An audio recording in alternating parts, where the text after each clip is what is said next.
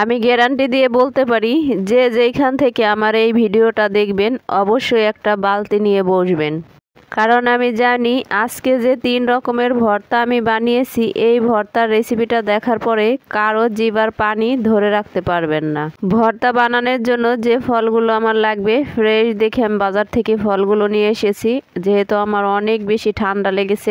বেশি রকম ঠান্ডা লাগলে আমার টক ঝাল মিষ্টি এইগুলা অনেক বেশি খেতে ইচ্ছা করে, তো আজকে ভাবলাম আজকে ঝাল টক সবগুলো মিলে একটা ভর্তা বানাবো, যেহেতু এখন বাজারে এইগুলা অ্যাভেলেবেল পাওয়া যায়।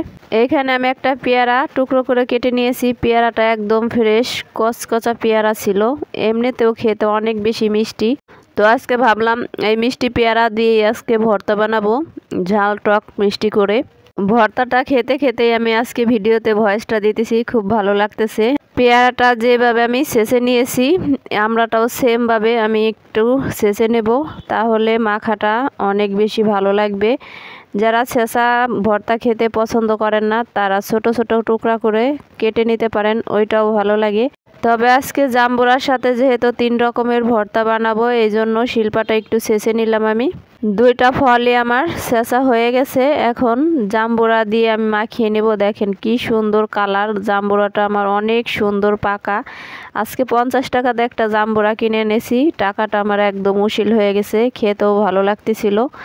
এখন আমি এইখানে মাখানোর জন্য 1.5টা শুকনা মরিচ পুড়িয়ে নিয়েছি, স্বাদ মতো লবণ নিয়েছি, স্বাদ মতো বিট লবণ নিয়েছি, একটু তেঁতুল নিয়েছি। তেঁতুলটা একটু শুকনা শুকনা, তাই আমি আগে থেকে একটু ভিজিয়ে রেখেছিলাম নরম হওয়ার জন্য। এইখানে যদি ফ্রেশ লেবুর পাতা দেওয়া যেত তাহলে আরও একটু ভালো লাগতো, ভর্তাটা ফ্লেভার ভালো আসতো, খেতে অনেক বেশি মজা হতো। যেইখানে থাকি রে ভাই সেইখানে ফ্রেশ মানুষই পাই না, আর ফ্রেশ পাতা পাবো কোথায় বলেন। যা আছে তা দিয়েই আমি আজকে ভর্তাটা বানিয়ে নিতেছি, এতেই অনেক বেশি মজা হবে। একটু কাসুন্দি দিয়ে দিলাম, দিতে চাইছিলাম একটু চিলি সস, বাবা বোতলটা যে ঝাঁকাইলাম তো লাস্টে তো পড়লই না, আঙ্গুল দিয়ে একটু বের করে যতটুকু হয়েছিল ততটুকু দিয়ে আমি একটু মাখিয়ে নিলাম। চিলি সস দিয়ে কিন্তু এই 3 রকমের ভর্তাটা যদি মাখানো যায় একটু টমেটো ফ্লেভার আসে, আবার ঝালটাও স্ট্রং হয়, খেতে অনেক বেশি ভালো লাগে।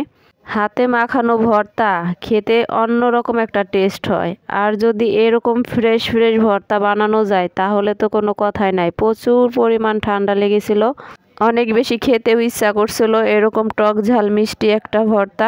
এই জাম্বুরা সিজনে কে কে এইভাবে আমার মতো জাম্বুরা মাখিয়ে খেয়েছেন অবশ্যই কমেন্ট করে জানাবেন। আর সত্য একটা কথা বলে যাবেন, আসলেই কি আপনাদের এই ভর্তাটা দেখে জিভায় পানি চলে আসে নাই? আমি তো বলবো 100% এই ভর্তা দেখার পরে জিভায় পানি আপনি ধরে রাখতে পারবেন না, অনেক বেশি টেস্ট হয়েছিল, অনেক বেশি।